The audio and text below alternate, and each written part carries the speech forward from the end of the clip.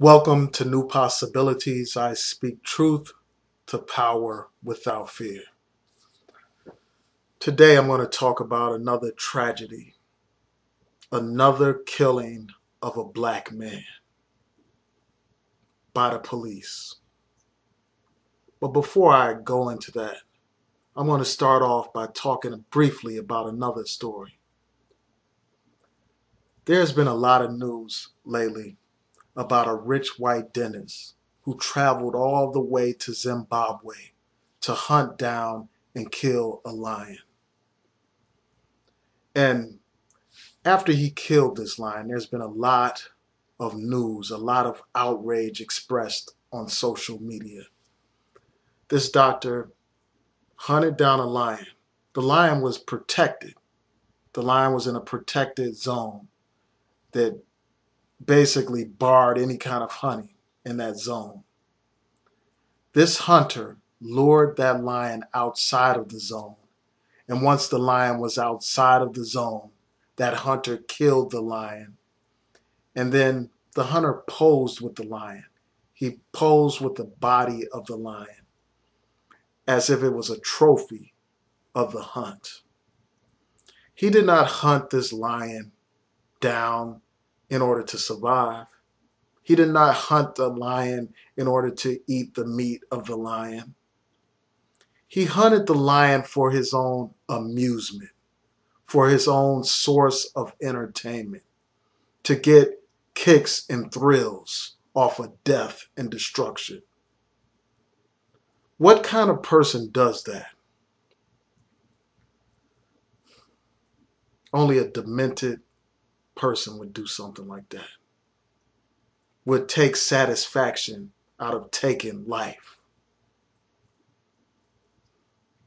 That lion in that story is analogous to the plight of the African American, the black man in particular.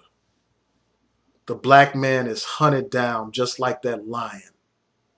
We're hunted down and killed in the streets of America just like that lion. The only difference is the people that hunt us down are supposed to, at least in theory, protect and serve the community. Instead, they give us hell and they give us death. And there's another significant difference between the lion and the black man. The American public loves that lion. The American public is outraged at the death of that lion. You had a late night talk host crying, practically crying over the death of that lion.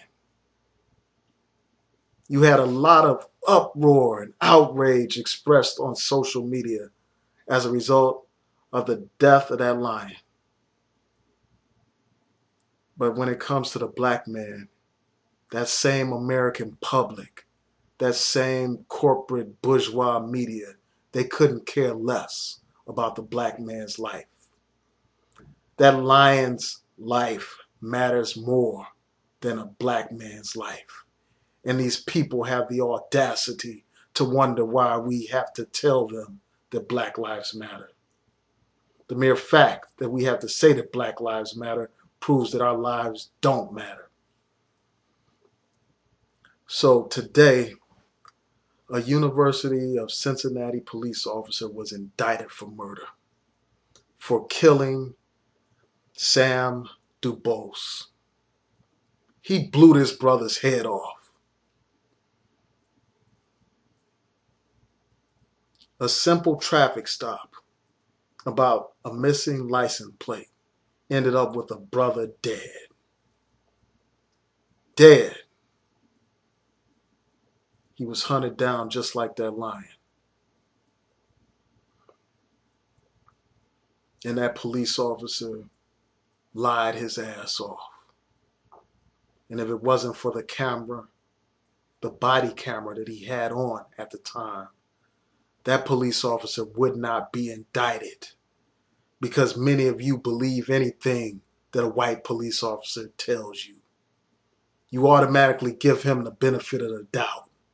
you automatically believe that he is telling the truth when he says that a black man posed a threat. Because you have been programmed to view the black man as a criminal, as a violent thug. So you automatically believe the story that these pigs want to tell you. And black lives don't matter because you have been taught that black people are expendable. You have been taught that black people are a problem. You have been taught that black people are criminals. So it's no wonder that the American people care more about a damn lion than they do about a black man with his head blown off. So this cop lied about this African American man trying to run him over. He said that a brother tried to run him over. He said that his hand was stuck in the car. But if you watch the tape, you will see that that is nothing but a damn lie. The brother didn't even have a chance to run this fool over. So this man starts to interrogate him about his license. He asked him to show him his license. And eventually it gets to the point where the brother, he stopped his car at one point and he's talking to the officer. Then at another point, the brother puts on his seatbelt and he starts up the car. As soon as he starts up that car, in less than a couple of seconds, the officer blows this brother's head off. There wasn't no time for the officer to have been dragged. The incident happened so fast that that officer was not dragged at all. That officer's hand was not stuck in that car. But he kept telling that lie when other police arrived on the scene. And again, people would have believed the lie if it wasn't for that body camera. So body cameras are crucial. They are very important, but they are not the solution to the problem. Because people have been programmed to view black men as a threat and a danger. Black people, period, as a threat and a danger. So we're going to see more and more of these types of killings. But I just want to take time to commend that prosecutor for pressing charges against that police officer.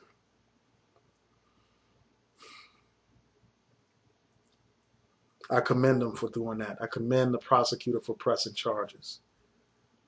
But let's not allow the mere filing of charges or the mere indictment to pacify us, because the fight is far from over. They had a tape when Eric Garner was strangled to death. They had a tape then. When Rodney King was beat in the streets of Los Angeles, they had a tape then. And initially, those officers got off in Los Angeles. And we know what happened to Eric Garner in New York. That officer who choked the brother out, that officer who choked him to death on camera, got away with it. So let's not be pacified with a mere indictment. We have to keep up the pressure. Keep up the pressure and keep protesting. Keep marching. Keep fighting. Keep the fight up. Sometimes I just wonder, how long will this continue? With the advent of all this technology, we are forced to look at this ugly reality of racism and oppression in America. How long will this stuff continue? We can march till our feet fall off. But yet they keep killing our black men and our women. So I hope that this officer is convicted for committing this crime, for murdering this brother, Sam DuBose. I hope that this criminal receives the maximum sentence possible. Because if he doesn't, if he is not convicted, who knows what will happen? You see, the people have had enough. They had enough in Ferguson. They had enough in Baltimore. And they will have enough in Cincinnati. They will be fed up. It's only a matter of time before we'll have another uprising in one of these cities.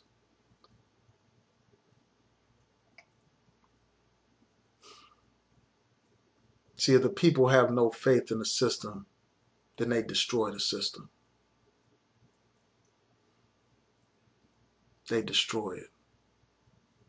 Instead of YouTube videos, instead of marches, some people will take to the streets and they will exchange life for life. They will exchange bullets for bullets.